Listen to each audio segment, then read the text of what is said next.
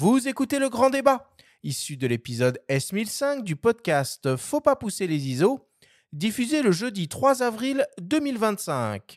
Cette émission vous est présentée cette semaine par Panajou, la maison de la photographie. Nous sommes de retour dans Faut pas pousser les ISO avec Marie Courtel de Miss Numérique et le photographe et réalisateur Quentin Caffier pour parler technique de prise de vue et plus particulièrement du travail à main levée et du travail sur trépied.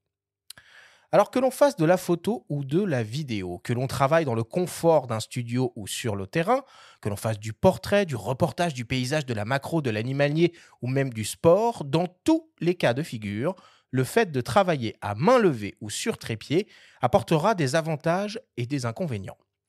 Bien entendu, certaines configurations imposeront par définition ce choix, mais bien souvent, il est tout à fait possible d'opter pour l'une des deux options. On va donc commencer par parler du travail avec un trépied, qui est probablement l'un des accessoires incontournables dans lequel il faut investir quand on se lance dans la photo comme dans la vidéo.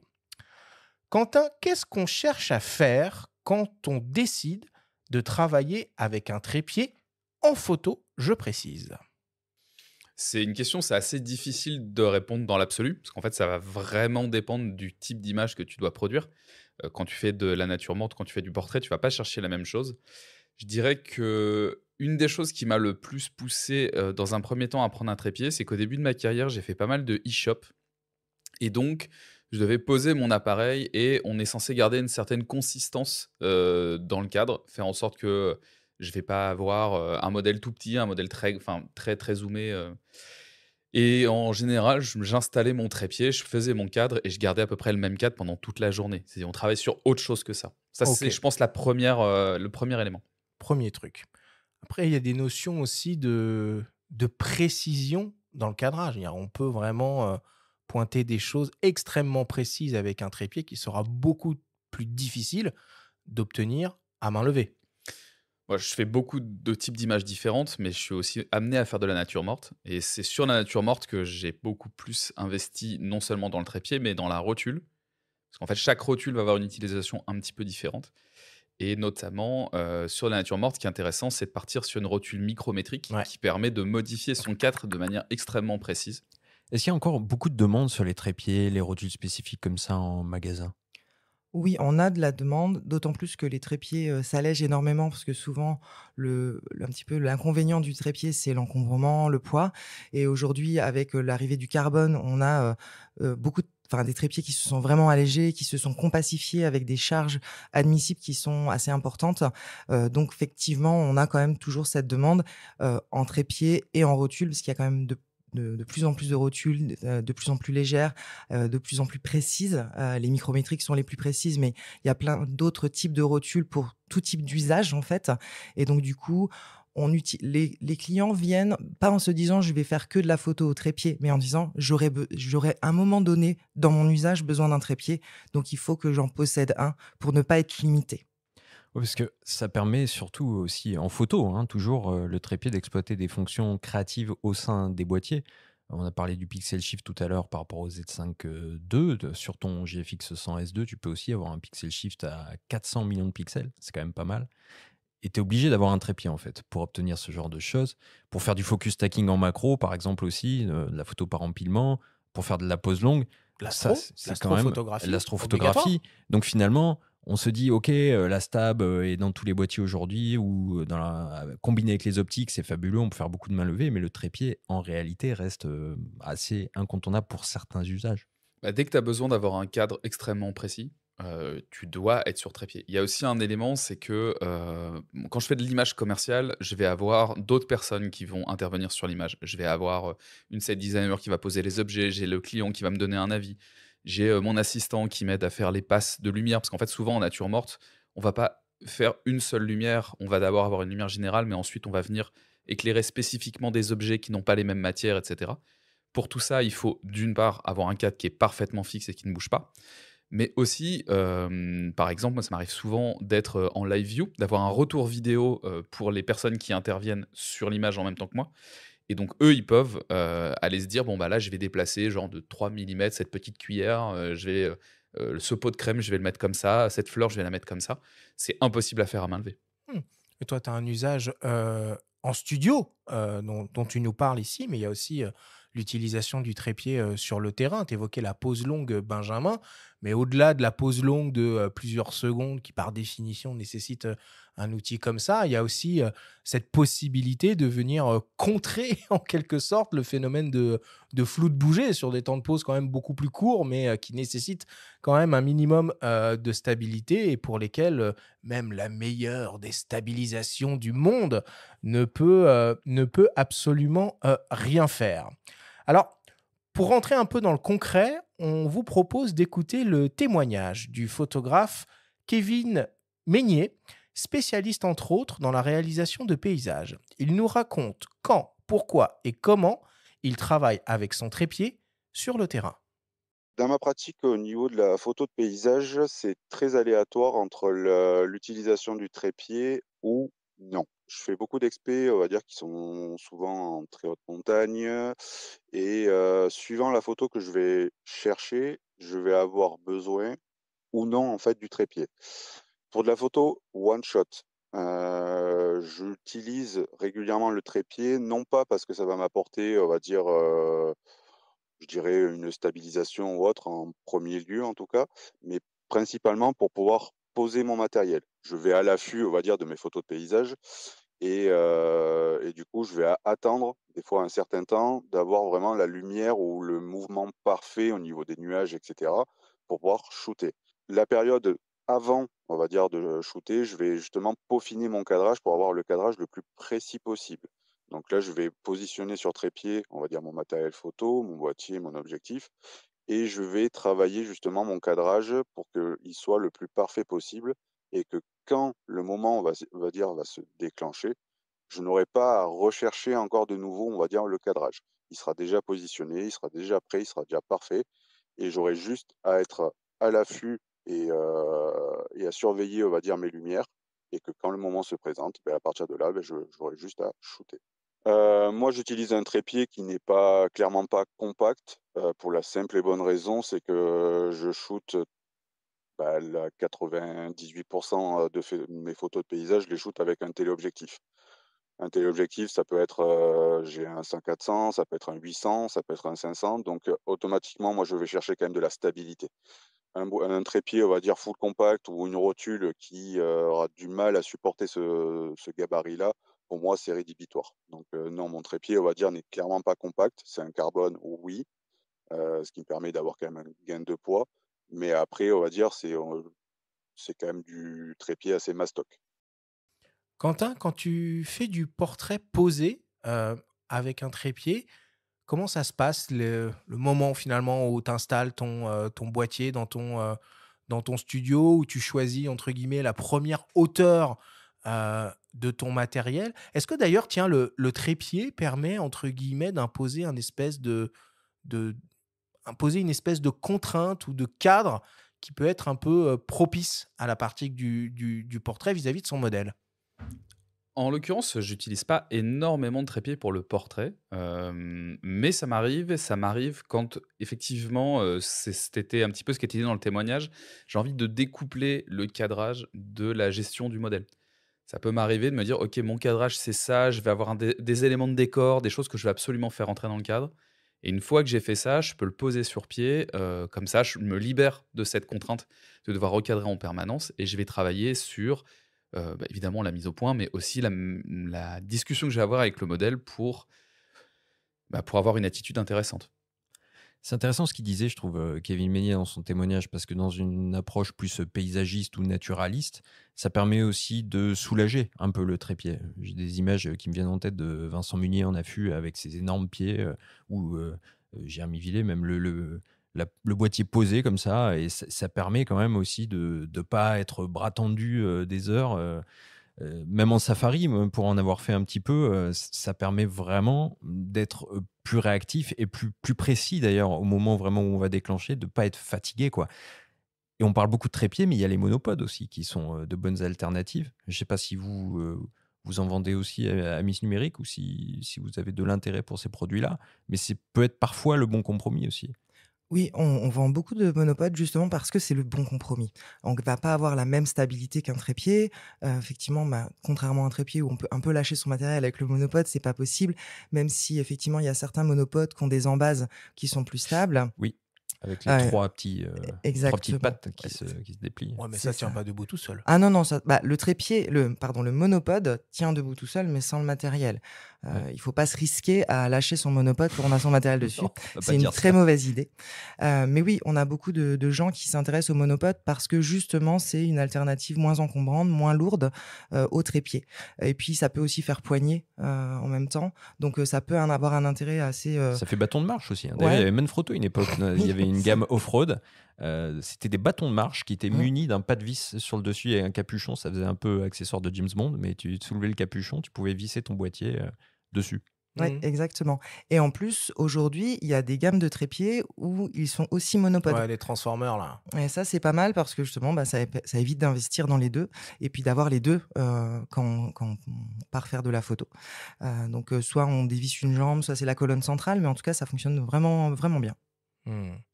Est-ce qu'on raisonne de la même manière en vidéo qu'en photo sur ce sujet-là, Quentin? Il y a une grosse différence entre la photo et la vidéo, c'est la gestion de la stabilisation. Parce que comme en vidéo, on va être en mouvement, enfin pas forcément, on peut avoir des plans et des cadrages qui sont fixes, mais moi j'aime bien quand même avoir du mouvement dans mes plans. Peut-être parce que faisant de la photo à côté, je suis un petit peu frustré quand mes cadres restent fixes.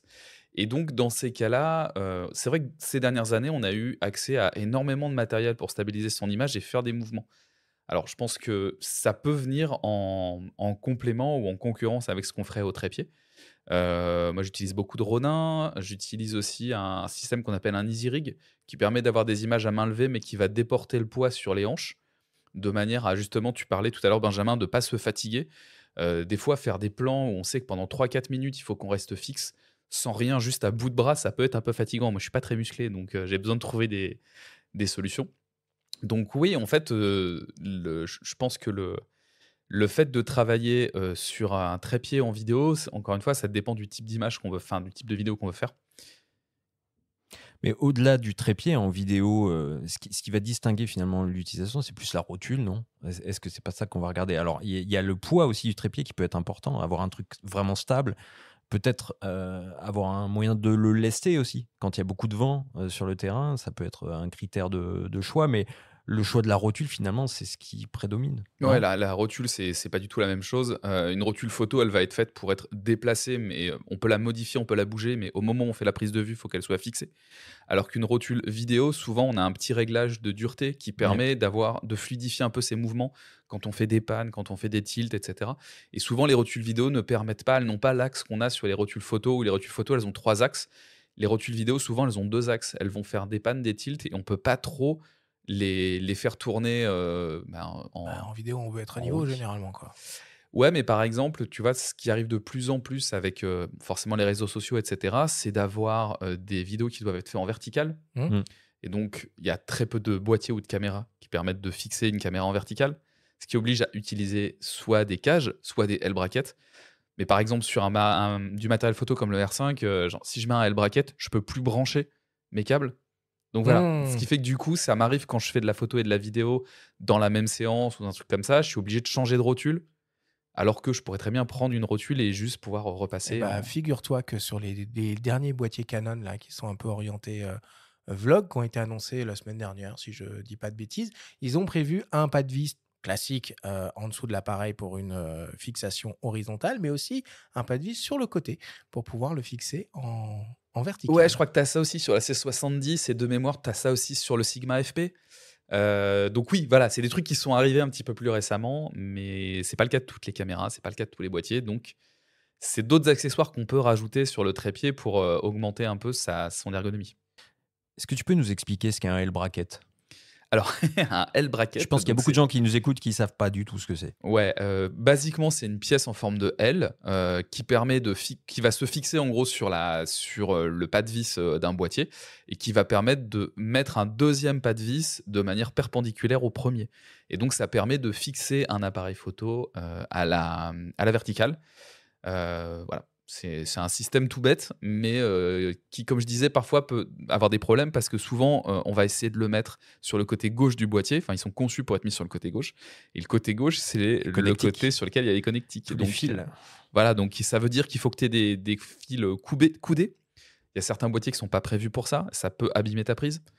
Ça, c'est toujours un petit peu contraignant.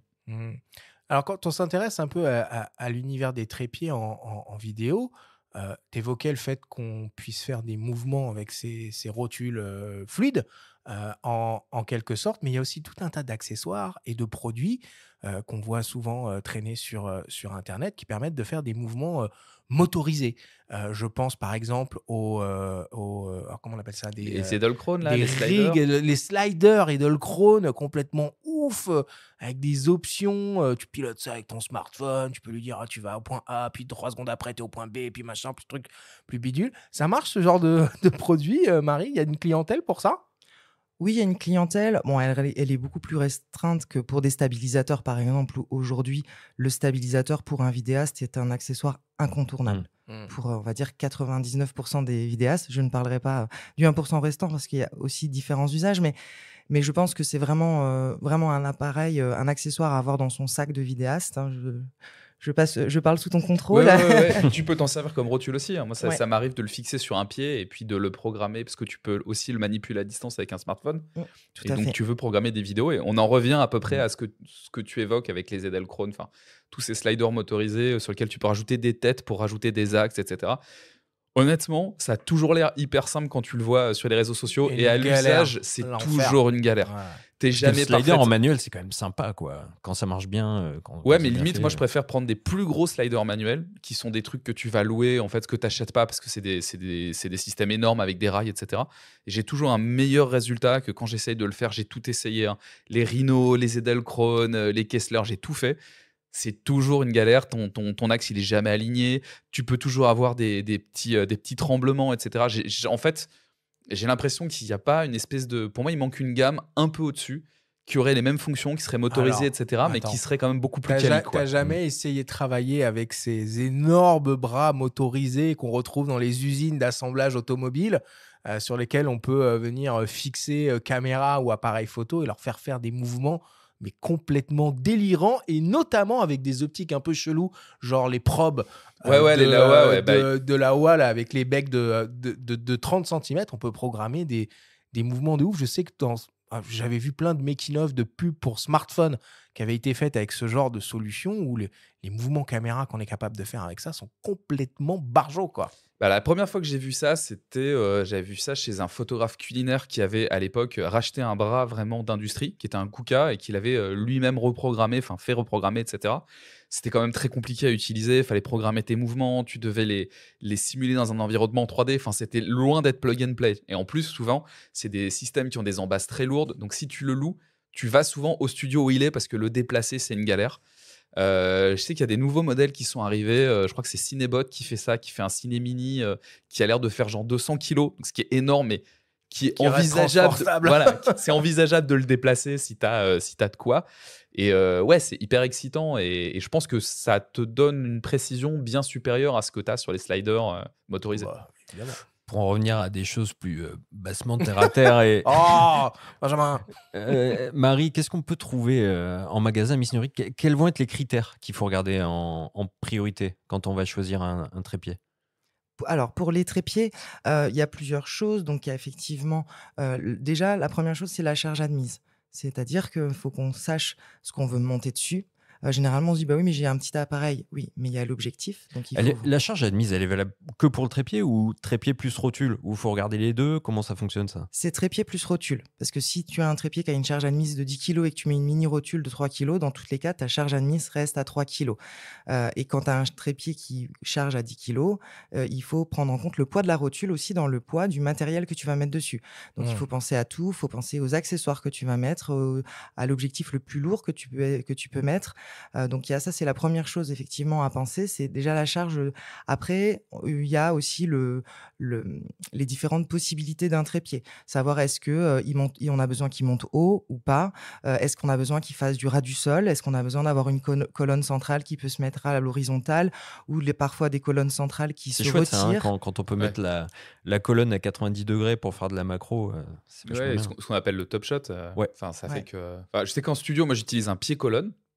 Justement Ça, parce c'est que. la Rolls-Royce du- Ouais. Bah, en fait, ce qui était rigolo, c'était que je l'ai trouvé d'occasion et ça faisait très longtemps que j'en cherchais un. Cambo, c'est ça la marque Ouais, c'est ça. Et en fait, bah, alors, tu peux mettre n'importe quelle rotule dessus. Mhm. En fait, c'est très lourd, c'est très compliqué, mais au moins une fois qu'il est bloqué, il ne bouge plus.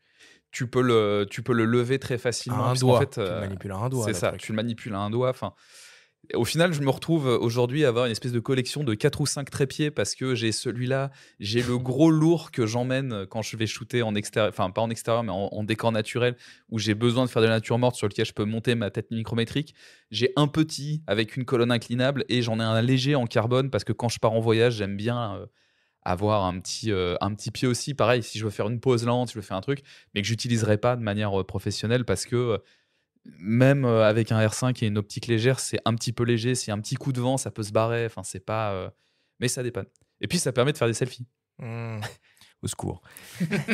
Tu veux finir peut-être Effectivement, oui, on en parlait tout à l'heure, le carbone, c'est un matériau qui a permis d'alléger énormément les trépieds, puisqu'avant on était sur de l'aluminium.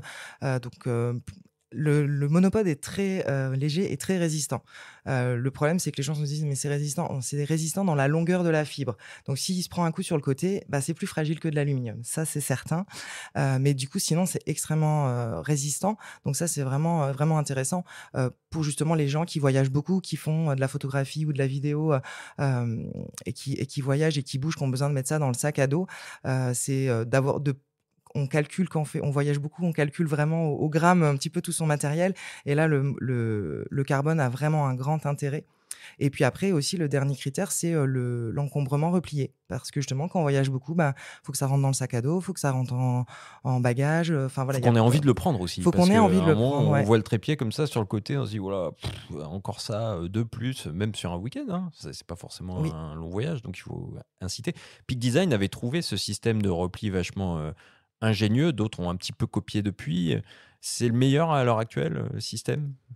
Alors, ça dépend de ce qu'on fait. Il y a des systèmes qui sont très bons. Peak Design, effectivement, est arrivé avec leur trépied qui était vraiment très intéressant. Puis le concept Peak Design avec tous l'accessoirie Peak Design fonctionne vraiment très bien. Travel Tripod, je crois qu'il s'appelle C'est ça. ce modèle. En bon anglais, ouais.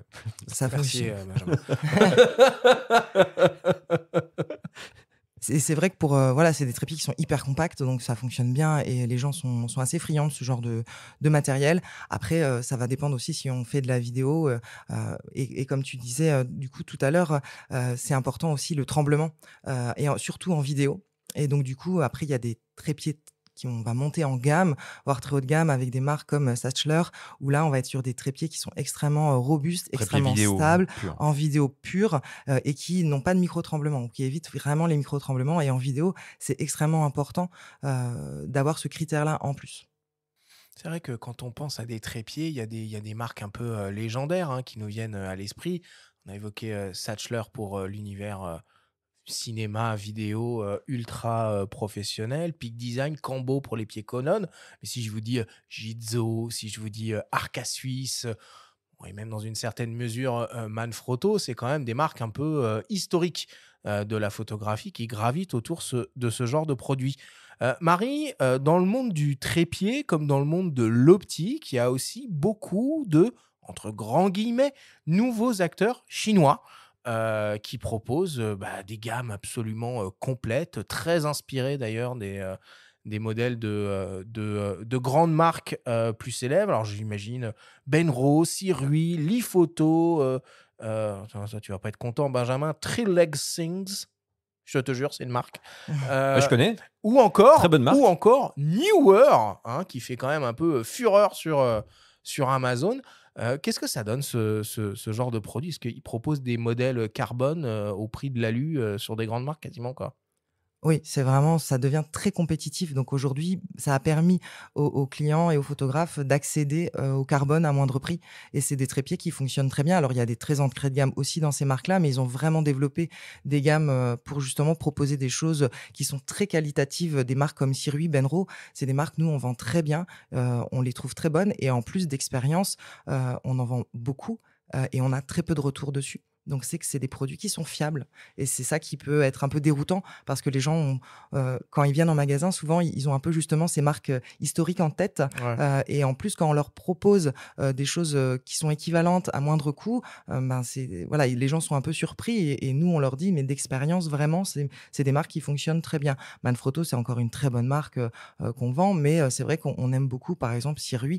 Nous, en magasin, on en vend beaucoup. Ils ont des trépieds vidéo qui fonctionnent très bien. Alors après, c'est toujours une question de charge et on n'est pas au niveau de Staedtler, évidemment, hein, mais ça marche bien.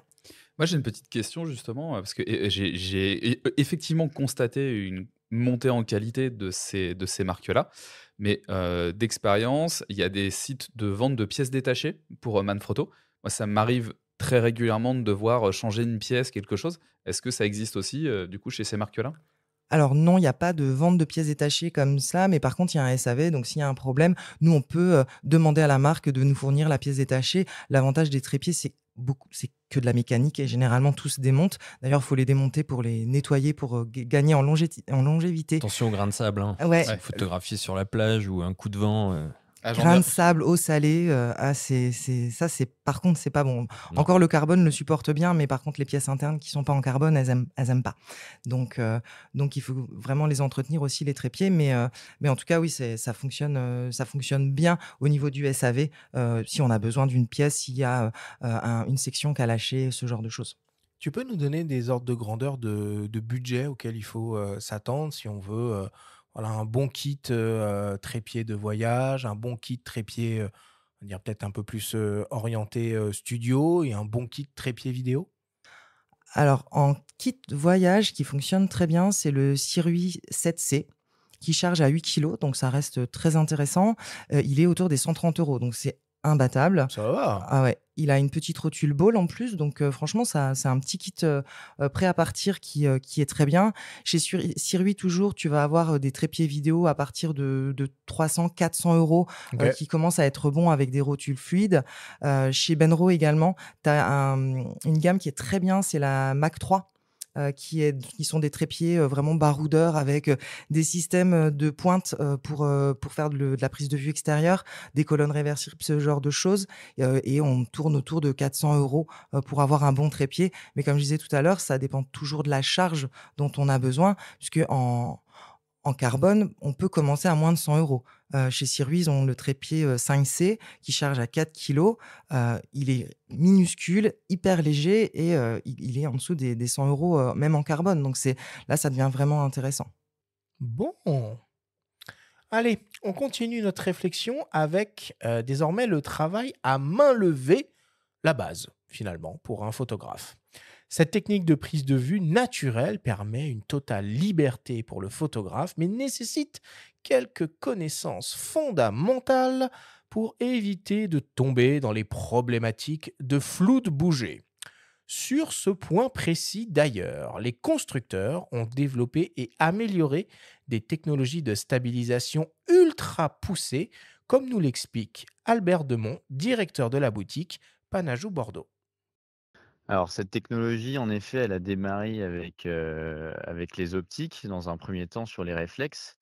Donc on avait des stabilisations, on parle en termes de stop, donc qui atteignaient en général, 4,5-5 stops, parfois 5,5 stops, de stabilisation.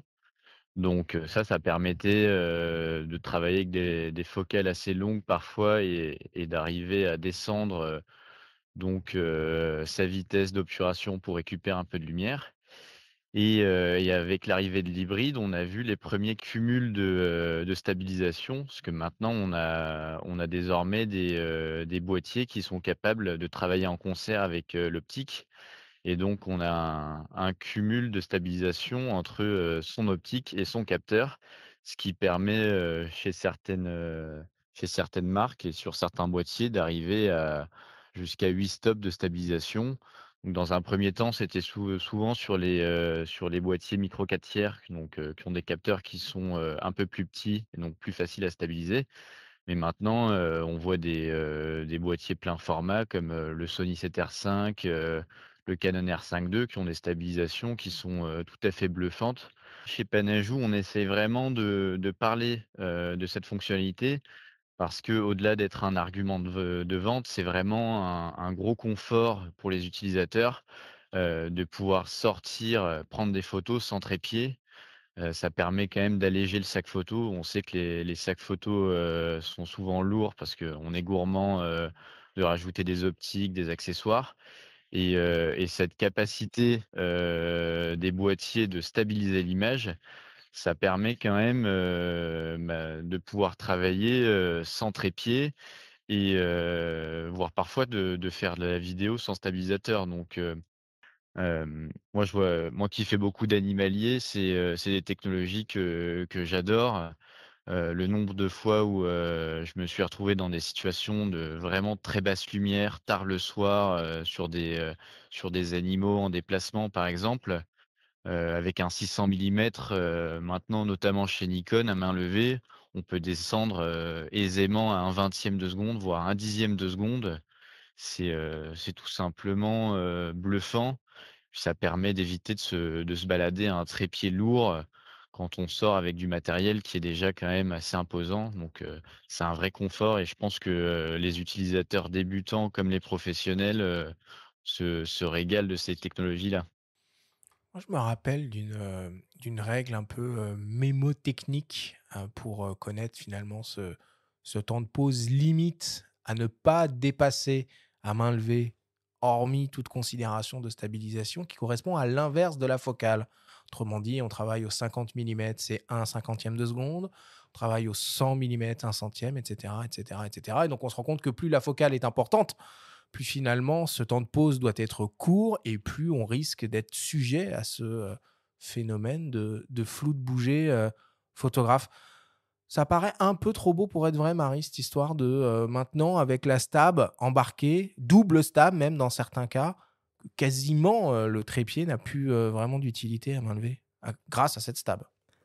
Trop beau pour être vrai, non, franchement, ça marche bien. Les capteurs stabilisés sont assez impressionnants avec les stabilisations, d'optique et le couple fonctionne, vraiment très bien et on gagne en stabilisation et on gagne en stabilité. Donc c'est vrai que le trépied, a toujours lieu d'être, on en discutait en première partie, mais du coup, on peut s'en affranchir, beaucoup plus souvent.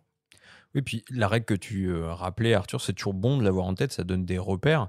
C'est surtout valable sur des sujets fixes, parce que dès Ah bah lors qu'un oui, sujet est en mouvement faut et en pas fonction de la mélanger focale, les deux types de flou de bouger, voilà, hein. il y avait pas mal de choses quand même derrière tout ça, mais il faut l'avoir en tête. Maintenant, quand on a la stab, effectivement, le 50e de seconde va plutôt devenir même un quart de seconde à 50 millimètres. C'est assez fou. On pourra Ouais. obtenir des photos nettes grâce à la double stabilisation aussi avec certains boîtiers. Mais La stab dans le boîtier Enfin, et dans l'optique, donc c'est assez remarquable, quoi. il y a quand même une question de définition, hein. Moi, j'ai quand même remarqué, effectivement, cette règle, je la ouais, connaissais, je toi, avec l'appliquais. tes grands capteurs, c'est plus du tout la même Voilà, règle, hein. c'est-à-dire que quand tu es sur du 20 millions de pixels, ben, en fait, ton niveau de détail est pas si élevé que ça, mais dès que je suis passé, je me souviens du 5 DSR, un des premiers trucs qui m'avait marqué, c'est j'avais l'impression que j'avais du flou de bouger tout le temps. Le R5, le GFX Mais 100, enfin, c'était pas une impression, hein. ouais, mais tu vois, enfin, ce que je veux dire, c'est que du coup, cette règle, elle était déjà pour moi un peu obsolète quand tu montais en résolution. Il fallait plutôt augmenter et en général, enfin, j'augmentais le temps de pause par deux pour compenser cette chose-là.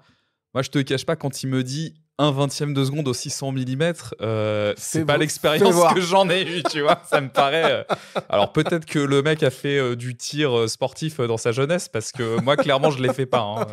Ah, mais ce que tu dis, c'est très vrai. Et je m'en suis aperçu en ayant en main le GFX 100 RF, donc le dernier compact T'as de la Fuji chance. qui n'est pas stabilisé. J'ai eu beaucoup de chance. On a beaucoup de chance ici.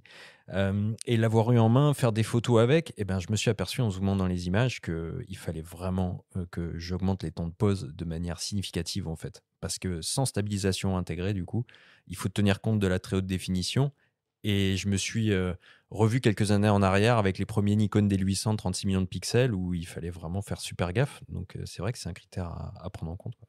Marie, pourquoi on continue encore de stabiliser des optiques quand on voit stabilisation capteur ultra performante 5 axes? On se retrouve avec des stabilisations optiques 2 axes. Est-ce que c'est pas un peu un excès de zèle et un gros coup de marketing pour nous faire payer un truc en plus alors que le capteur, théoriquement, pourrait tout faire? Alors, en fait, les stabilisations sur les optiques, c'est lié aussi à la focale de l'optique. Donc, on va avoir aussi une finesse dans la stabilisation qui est liée à la focale réelle, en fait. Donc, c'est ce qui va faire la différence. Et je pense qu'en fait, ça fonctionne ensemble. Donc, ça va encore améliorer la stabilisation. Et en plus, sur les objectifs, il y a des modes de stabilisation et qu'on peut choisir. Par exemple, on va pouvoir dire je souhaite uniquement une stabilisation verticale pour justement faire du full filet, par exemple. Et donc Mmh. ça, Tous les boîtiers le font pas, tu as raison de rappeler ça, c'est important. Par exemple, si on prend un 150-600 Sigma, on va avoir plusieurs options de stab, et notamment pour réaliser des filets, on pourra couper telle ou telle stabilisation, et ça, c'est vachement important. Mais ce que tu disais sur le fait que enfin, que maintenant il y avait une utilisation de concert entre l'optique et l'appareil, moi c'est quelque chose que j'ai remarqué sur le R5. J'avais au début mes optiques EF, dont certaines étaient stabilisées. J'ai pas du tout le même rendu qu'avec les optiques RF. Donc au-delà de la qualité de la stabilisation optique qui a peut-être, enfin qui a sans doute été améliorée, j'ai l'impression qu'ils communiquent beaucoup mieux entre les Il y deux a plus et de que connecteurs sur la monture RF que sur les optiques EF déjà. ouais, Donc il y a plus de communication, c'est pas illogique. et ça, vraiment, je l'ai remarqué, enfin, c'est sans commune mesure entre une optique EF et une optique RF sur la communication et la qualité de stabilisation, elle est vraiment supérieure. Et puis là, on parle de main levée. Moi, je me souviens qu'il y a eu une bascule. Bon, en tout cas, en tant que testeur, à l'époque de la sortie des GH chez Lumix, je me souviens du GH5, d'une expérience de prise de vue vidéo à main levée avec le GH5 et une optique stabilisée en plus. Mais là, j'ai pris une claque. Je me suis dit, waouh, là, on est dans une nouvelle ère. On peut commencer à se détacher du trépied et filmer comme ça à main levée, quoi. Mmh. C'est problématique aujourd'hui, un boîtier qui sort sans système de stabilisation. Benjamin, il a évoqué le nouveau GFX 100 RF. On peut évoquer aussi le Sigma BF qui est dépourvu de stabilisation. Ça va être plutôt des boîtiers orientés street photo. Donc du coup, les focales moins longues, la stabilisation est moins importante. Après, ils ont une stabilisation numérique en vidéo, mais effectivement, ils n'ont pas de stabilisation en photo. Ça peut être parfois une petite contrainte, mais pour moi, en fait, sur ce type de boîtier, étant donné la cible street et le type de focale qu'on va monter dessus pour le BF, on peut tout à fait s'en affranchir de la stabilisation, d'autant plus qu'il peut y avoir une optique stabilisée. Mmh. Quand on s'intéresse à ce sujet de la stabilisation et quand on met les doigts dans la vidéo, parce que là, on a quand même principalement parlé de photos, on voit que les choses elles vont encore plus loin. Tu as commencé à l'évoquer, Benjamin, avec ton expérience sur le GH5. Euh, Dans le monde de la vidéo, la stabilisation numérique intervient, généralement compromis d'un léger recadrage dans l'image. Euh, Il y a des choses qui sont intégrées directement dans les boîtiers. Il y a des choses qu'on peut faire aussi en post-production. Quentin, qu'est-ce qu'on attend de la stabilisation en vidéo? En vidéo, en gros, ça va vraiment dépendre du type de mouvement qu'on cherche à faire. Par exemple, je parlais tout à l'heure de l'Easyrig, qui est un système qui permet de déporter le poids. C'est aussi vendu avec un bras qui est censé stabiliser. Après, c'est pas fait pour marcher avec. C'est-à-dire qu'en fait, on va avoir quand même des petits mouvements haut-bas pendant qu'on va marcher. Il faut apprendre à marcher avec ce système-là. Chaque système de stabilisation va avoir ses avantages et ses inconvénients, et ils sont pas forcément compatibles entre eux. Par exemple, dès que je suis sur un stabilisateur, la stabilisation numérique, on l'oublie, parce que très, très souvent, ça produit beaucoup Contre-emploi, de... le truc? Ouais, puis en fait, tu vas avoir des défauts, tu vas avoir si tu as, un appareil qui a beaucoup de rolling shutter, la stabilisation numérique, elle va déformer ton image, tu vas avoir un effet un peu de jello qui est Du très bizarre. wobbling. Ouais, et puis c'est impossible à rattraper, donc Ouais. vraiment, vaut mieux le désactiver. Et même quand on utilise un Ronin, c'est pas forcément conseillé d'activer la stabilisation du capteur, parce que les deux peuvent pas forcément les deux communiquent pas, et donc peuvent avoir des stabilisations qui sont un peu contradictoires. Donc moi, j'ai tendance à désactiver la stab, alors je peux garder la stab optique, mais désactiver la stab capteur quand je suis sur un Ronin, par exemple. Et en post-prod, on peut faire des trucs de ouf en termes de stabilisation de plan. Alors en post-prod, donc en vidéo, je travaille surtout avec Resolve, qui a un moteur de stabilisation qui est très très efficace, qui est assez profondément paramétrable. C'est-à-dire que il y a plusieurs modes de stabilisation. Parfois, ça nécessite de mettre quand même un petit peu les doigts dans le cambouis, de tester des réglages, et puis de se dire qu'à un moment, même si ça peut rattraper beaucoup de choses, faut aussi accepter qu'à un moment, si vous êtes à main levée, que l'image bouge, ça fait aussi partie de l'esthétique de l'image. Il y a un truc qui est assez rigolo qui vient, donc les GoPro utilisent un système gyroscopique.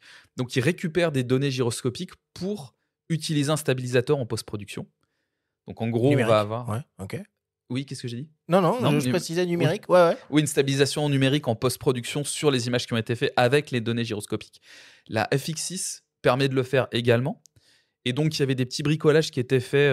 J'avais un copain qui faisait ça, qui mettait une GoPro sur sa caméra et qui récupérait les données gyroscopiques et qui derrière utilisait ces données gyroscopiques-là pour stabiliser sa caméra.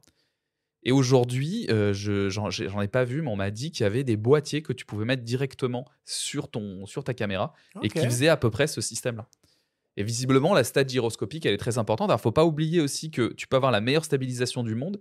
Si, par exemple, en vidéo, tu as du flou de bouger parce que tu as un filet, eh ben, tu vas stabiliser ton image, mais tu vas avoir ton flou de bouger. Donc, tu vas te retrouver avec une image qui a l'air d'être fixe, avec un flou de bouger qui apparaît et qui disparaît. Donc, il faut aussi penser que quand tu es en mouvement et que tu sais que tu vas restabiliser derrière, tu augmentes un petit peu ton shutter pour essayer de contrer cet effet-là. Tout ça est très, très technique. Il faut anticiper beaucoup de choses. Ce que je veux dire, c'est que ça a beaucoup amélioré. C'est pas non plus magique. Il faut savoir l'utiliser. Oui, et accepter certains défauts. Et accepter certains défauts ou se dire, si tu veux quelque chose de parfaitement stable, en mouvement, oui, tu vas avoir des Ronin, mais je veux dire, les Steadicamers n'ont pas disparu. Et il y a une raison pour ça. Même si j'ai vu de plus en plus de films qui étaient tournés avec des Ronin 4D, avec des choses qui étaient... Ronin 4D, proposition hyper intéressante. Enfin, Explique peut-être. Donc le Ronin 4D, c'est DJI qui a sorti ça. C'est une caméra qui est montée, qui a un stabilisateur intégré. Donc c'est vraiment un mélange entre un drone, une caméra et un Ronin. Et donc c'est beaucoup utilisé quand tu fais du mouvement. Moi, j'ai des copains qui utilisent ça pour faire de la voiture ou pour faire genre des plans avec des mouvements très très rapides où ils sont en quad, où ils sont des choses comme ça. Et ça, je l'ai vu de plus en plus utilisé en cinéma. Ce qui t'évite de... Donc ça remplace pas complètement un Steadicammer, mais pour certains plans, ça peut suffire. Et la stabilisation est bluffante sur le Ronin 4D. On revient un petit peu à ce travail à main levée en photo. C'est quoi les avantages et les inconvénients de cette technique de prise de vue, mis à part cette histoire de flou de bouger? Typiquement, Quentin, toi, quand tu fais des shootings mode ou des portraits très posés ou de la beauté, qu'est-ce qui fait que à un moment donné, tu vas te dire « je vais travailler à main levée » et à un autre moment, tu vas te dire « je ne vais pas travailler à main levée » ? Alors, il y a une question de spontanéité. C'est vrai que parfois, monter un boîtier, être fixé sur un cadre, etc., on perd cette espèce de liberté qu'on a où ça peut être agréable de pouvoir cadrer facilement là où on veut. Par exemple, la main levée, ça m'arrive en photo de cosmétique où je vais avoir une mannequin qui va bouger, qui va tourner la tête, et je veux garder un cadre à peu près cohérent. Donc, je suis obligé de bouger mon cadre en permanence. Et avec un trépied, je vais être un peu trop contraint. J'avais essayé des choses justement avec des monopodes dont on parlait tout à l'heure. C'est pas aussi magique que ça. Il y a quand même le fait que tu peux l'incliner, mais du coup, il faut corriger quand même ton roulis, etc. Alors ça, à main levée, c'est très bien. Avec une question, c'est que en studio, je vais shooter beaucoup en connecté. Et donc, en fait, à la fin de mon shoot, qu'est-ce que je fais avec mon appareil ? Je vais pas le poser sur la table où il y a l'ordinateur parce qu'on va le faire tomber. Donc, je vais avoir mon trépied à côté pour pouvoir le refixer à chaque fois. Et il me sert presque plus de repose boîtier. Voilà, de rangement. Et là, tu touches à un truc super important. On en revient au choix des rotules. Et on n'a pas trop parlé de la norme ARCA. Mais c'est important de regarder ça, en fait. Les plateaux de fixation rapides, comme on les appelle, tu peux peut-être nous dire 2-3 choses là-dessus, ce qui est génial. Hein.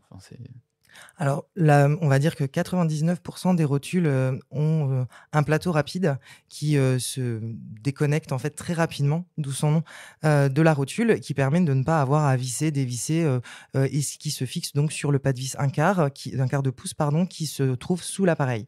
Donc ça, c'est hyper pratique. Avant, chaque marque avait un peu, ses plateaux rapides, et Arca Suisse a créé, un modèle de plateau qui est devenu une norme. Et donc du coup maintenant, la plupart des trépieds, enfin la plupart des rotules pardon, ont des plateaux qui sont en norme Arca Suisse. Donc en fait, on peut avoir, un plateau et 4 rotules. On n'a pas besoin de changer, de redévisser pour avoir le plateau compatible avec la bonne rotule.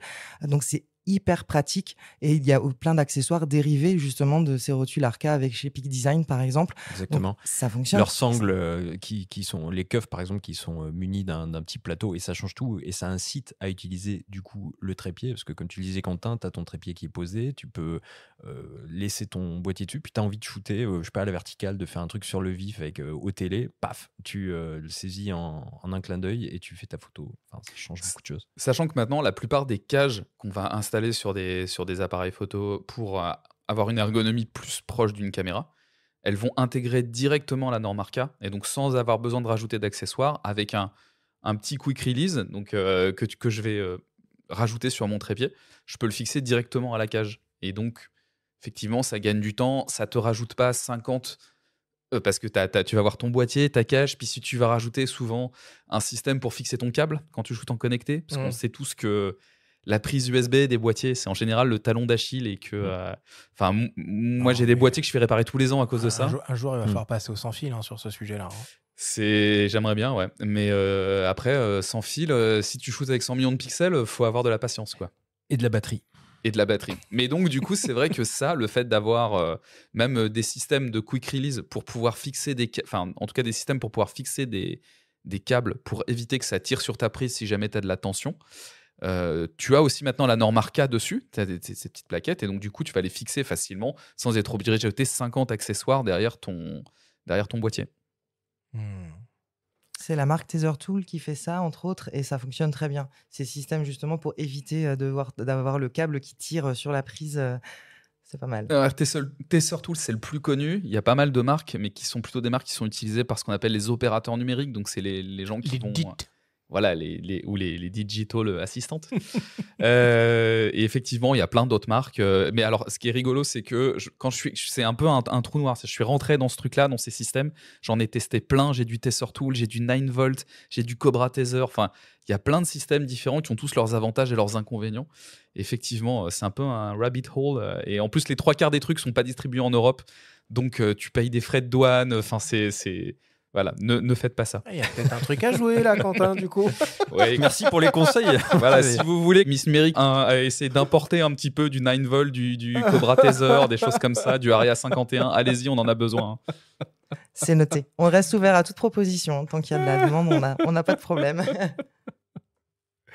Alors, si le travail à main levée en photo peut sembler intuitif, en vidéo, il l'est beaucoup moins.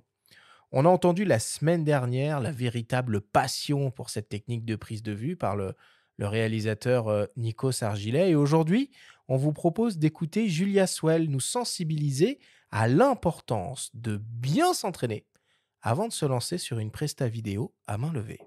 Alors, moi je travaille, beaucoup, beaucoup, beaucoup à main levée.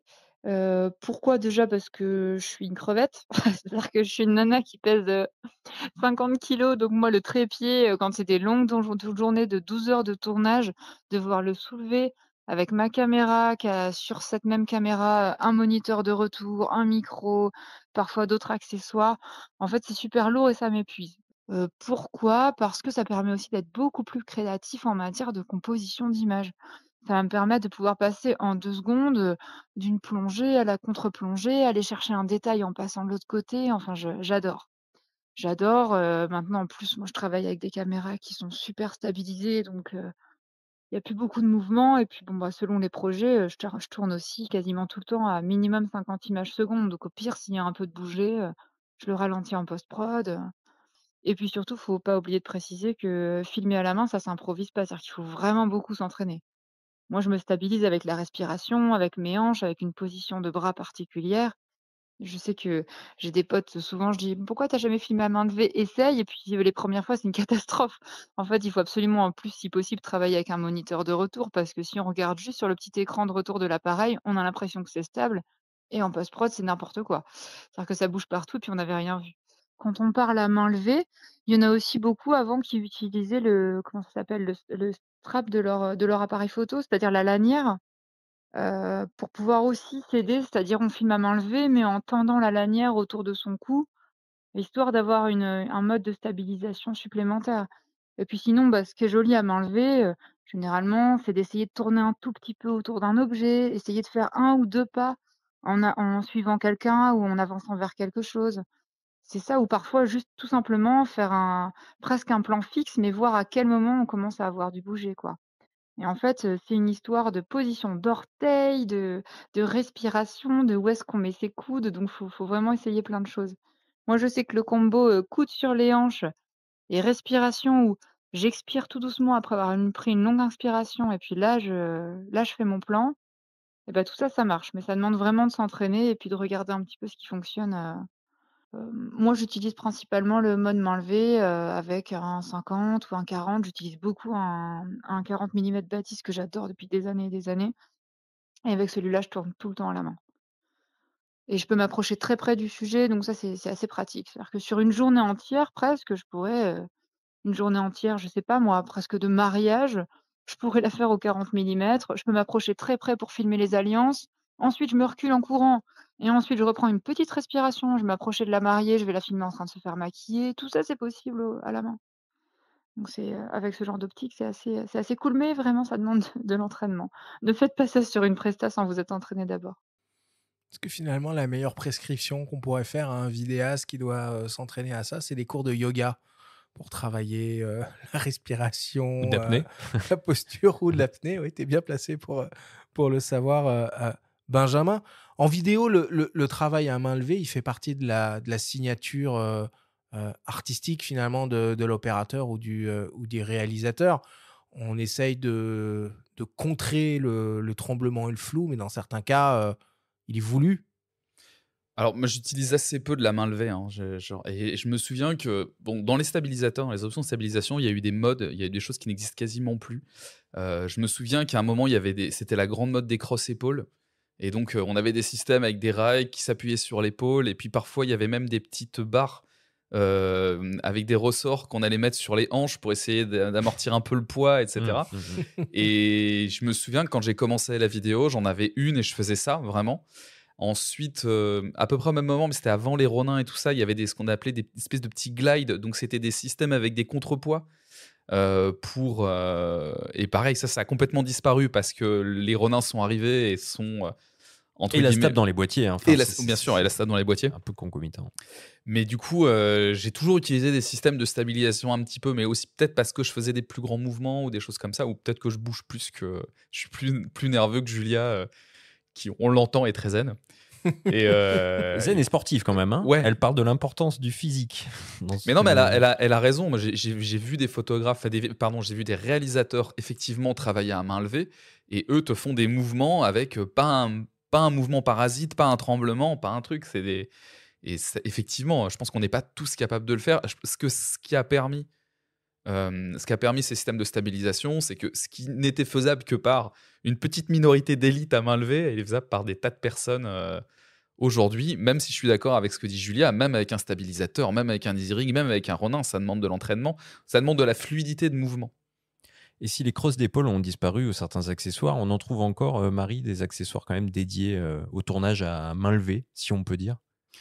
Oui, on trouve encore ces accessoires-là. Ça se vend effectivement moins, les crosses d'épaule depuis l'arrivée des stabilisateurs. Mais il y a encore des gens qui souhaitent, fonctionner avec ça, parce qu'en plus on peut mettre des follow focus, même si aujourd'hui on peut commencer à le faire, sur les stabilisateurs. Voilà, on peut accessoiriser sa crosse d'épaule, donc ça fonctionne plutôt bien. Il y a plein d'autres systèmes de stabilisation, alors après il faut trouver celui qui nous convient le mieux. Il y a des systèmes, qui sont, il y a un système qui est assez sympa qui a un gros coussin qui s'appelle Focusrate, et qui en fait un sac de lessage qu'on peut garder en bandoulière et on peut se stabiliser en mettant son C'est appareil. comme le sac de riz un peu, mais c'est quoi? Il va épouser la forme du Ouais, du c'est ça. boîtier? En fait, on va ça fait comme un gros sac banane dans lequel on peut mettre son matériel et en même temps, on peut stabiliser parce que comme il est assez large, on peut poser son boîtier dessus. La sangle est réglable, c'est très confortable et on peut poser. Donc, ça permet d'éviter d'utiliser un stabilisateur et en même temps, ça permet de stabiliser son appareil. Donc, C'est un doudou, quoi. Mais ça, ouais, voilà. c'est un système qui est assez récent parce que je l'ai vu de plus en plus apparaître depuis 2 ans. Là, il y a aussi une marque qui s'appelle SAK, SAKK, qui fait à peu près la même chose. C'est des trucs qui sont gonflables en plus. Donc, Vous du pouvez coup, redire le nom? Ah ouais, ça... SAKK, SAK. Non, le principe. T'appelais ça T'appelles comment? ça, ouais. Alors, nous, c'est des sacs de lestage. La marque que nous, on propose, c'est Focusrat. Voilà. Mais j'ai un copain qui fait ça, mais juste avec son ventre. Alors là, c'est des bières qu'il faut boire en quantité industrielle pour. Est-ce qu'il bouge pour autant que Julia, du réussir coup? à ça. Je pense qu'ils font pas, ils ont pas la même manière de travailler, effectivement. Ouais. Tu peux mettre des canettes dans le sac Non, mais aussi, ça marche bien. C'est pas une blague, hein, je l'ai vraiment vu. Il a les 2 coudes posés sur son ventre, comme ça le stabilise et tout. Et le pire, c'est qu'il fait des plans hyper stables aux 200 mm. Quoi.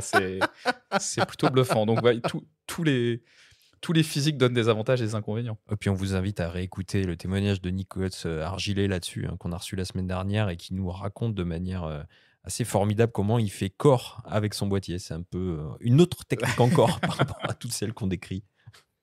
Et vis-à-vis de ces gimbals, Marie, bon, DJI domine largement le marché. Il y a 2 grandes familles. Il y a les séries RS, avec le RS4, qui est le dernier modèle, et la série Ronin. C'est quoi qui les différencie fondamentalement? C'est-à-dire que qu'est-ce qu'on peut faire avec un Ronin qu'on ne peut pas faire avec un RS4? Alors, en fait, les Ronin sont des gros stabilisateurs, généralement pour des grosses caméras qu'on va utiliser plutôt sur des gros tournages avec, on peut mettre ça sur des véhicules, et cetera. Donc ça se fixe un Ok. peu différemment. C'est beaucoup plus encombrant. Généralement, il y a 2 poignées. Contrairement au stabilisateur RS où on va être sur une poignée principale. Alors, il y a de l'accessoire qui permettent d'avoir 2 petites poignées, mais les stabilisateurs aujourd'hui qui ont inondé le marché pour la plupart des filmmakers, c'est vraiment les RS. Aujourd'hui, les Ronin 2, ça reste un produit qui est hyper quali, qui est très intéressant, mais qui fonctionne plutôt sur des prods un petit peu plus conséquentes. Il y a Zhiyun qui est arrivé aussi sur le marché, qui propose des choses de qualité à des prix plutôt doux. Oui, Zhiyun fonctionne également très bien et en fait, on se rend compte, en discutant avec les utilisateurs de stabilisateurs que justement, il y en a qui préfèrent une marque plutôt qu'une autre et c'est souvent lié à la stabilisation. Trop smooth, pas assez smooth et généralement les gens nous Pourtant, disent: ça se «Ah, calibre un peu, ça, non? ça se calibre», mais du coup, nativement, en fait, ils ont des moteurs et des résistances un peu différentes et du coup, les gens vont nous dire: «Ah bah, moi, je préfère la marque Zhiyun parce que, je trouve ça, voilà, je trouve que ça a une autre façon de stabiliser par rapport à DJI». Donc, chaque marque a aussi ses qualités et ses avantages. Bon, on va conclure là-dessus. Merci beaucoup, Marie. Merci beaucoup, Quentin, d'avoir partagé tous ces conseils avec nos auditeurs.